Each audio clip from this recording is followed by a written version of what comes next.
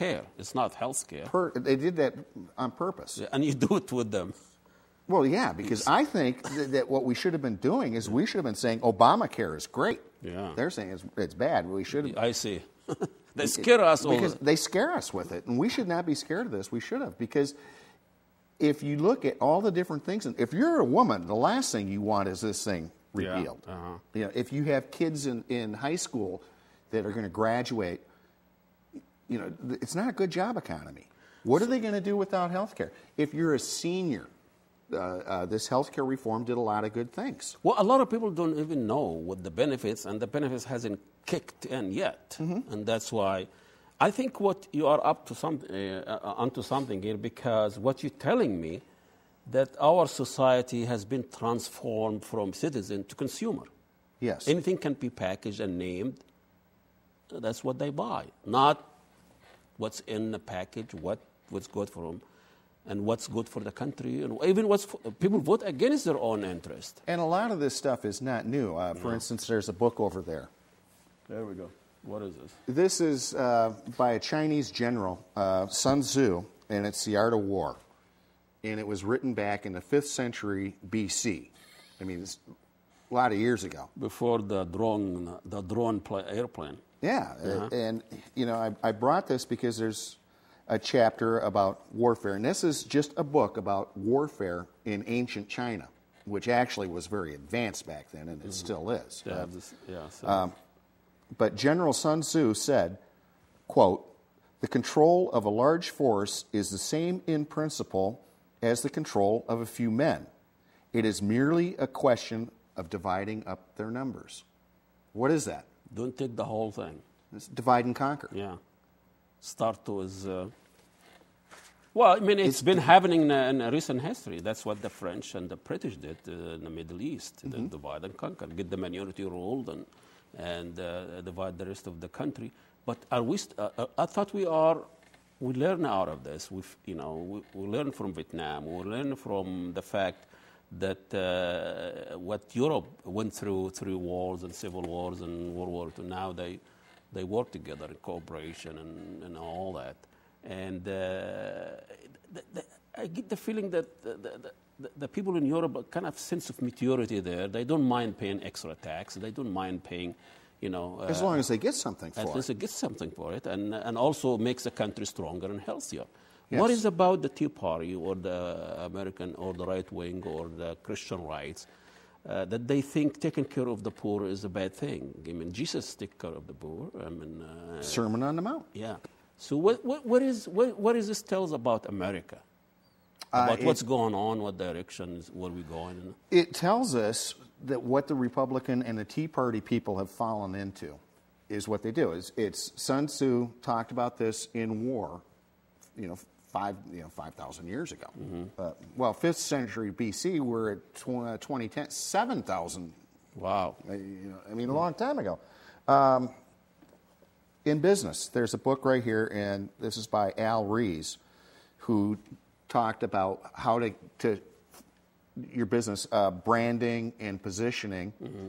And in it, he has a chapter that's called, I can find this in a second, Divide and Conquer. Same thing. Same thing. Segmentation. Same thing, yeah.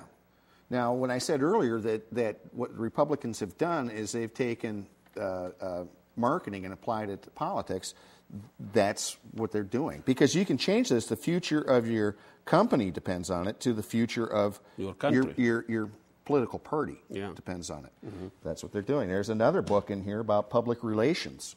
And surprisingly, there's a chapter here called Divide and Conquer. Divide and Conquer. Well, do they have a different title? But well, Divide and Conquer. So obviously, the programs that the right wing is attacking, by all the experts, it benefits a lot of people, middle class, and the country, and strengths, and make us more competitive, and all. We are down on the list for all education, happiness, everything. We are not scoring well. Yes. So the right wing, looking at their own interests, their own power, or the country as a whole? They're looking after their own interests.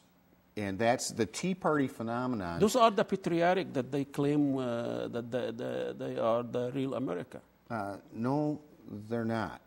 You know, the real America, who is the real American are the American Indians that lived here before the Pilgrims landed. I mean, that's the real, because my grandfather... I don't mean ownership. They're all patriotic. They look after the America. They want it stronger. They want it bigger. They want it dominant. They want superpower. We want to be like in the 50s where we were superpower and all that. Well, okay, who doesn't want that? I mean... I know. Well, the Democrats accused not wanting, Listen, I agree. Tom Emmer, who was running for governor, said, and this is an exact quote, "I do not believe you can be a freedom-loving American and be a Democrat." Wow. Yeah.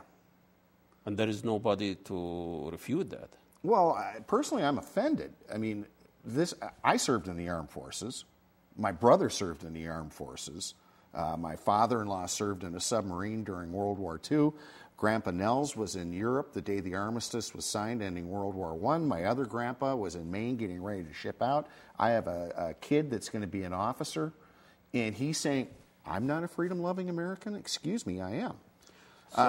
But what they are doing is, again, it's the branding and the positioning that this product is better than the other one. Whether or not it's true or not doesn't matter. What only matters is that the voters think that. So they're taking this position, we're the patriots, and they're saying in inference that I'm not. Well, I am. Well, why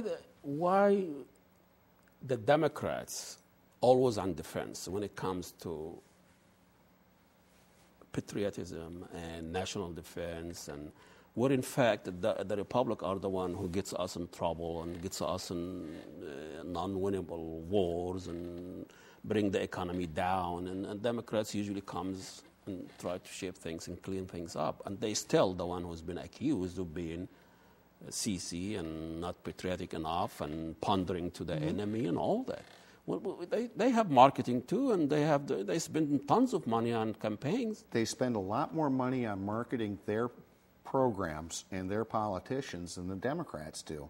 And they are very good at getting their message out. I call it a messaging distribution infrastructure.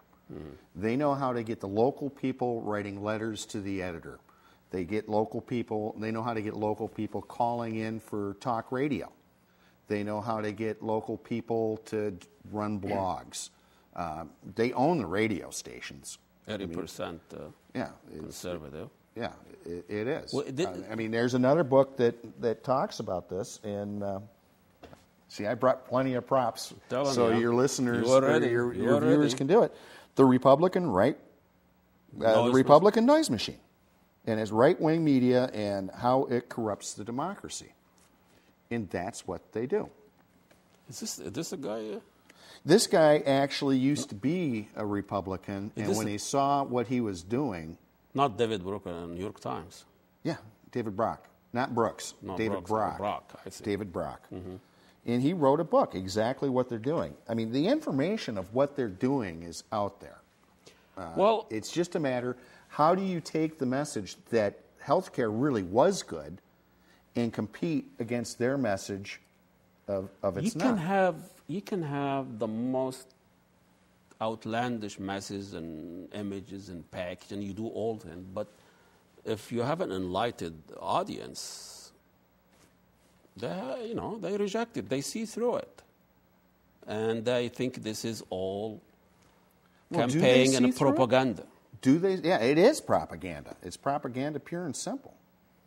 And propaganda is very effective. Why the American people, or a lot of them, buy it? I don't know. Some of them don't. Some of them don't. Yeah. I think that the so they hit something on the American people, yes, like racism, and it's very blatant. Yeah, like it's out there. Like the people are kind of, not enlightened in the sense and not aware of a lot of issues. So you hate on people ignorance, not aware of some of the issues. So it will not work unless you have people who are ready to accept those messages. Mm-hmm. One of the problems is the Republicans always say that they believe in competition, that free markets will work.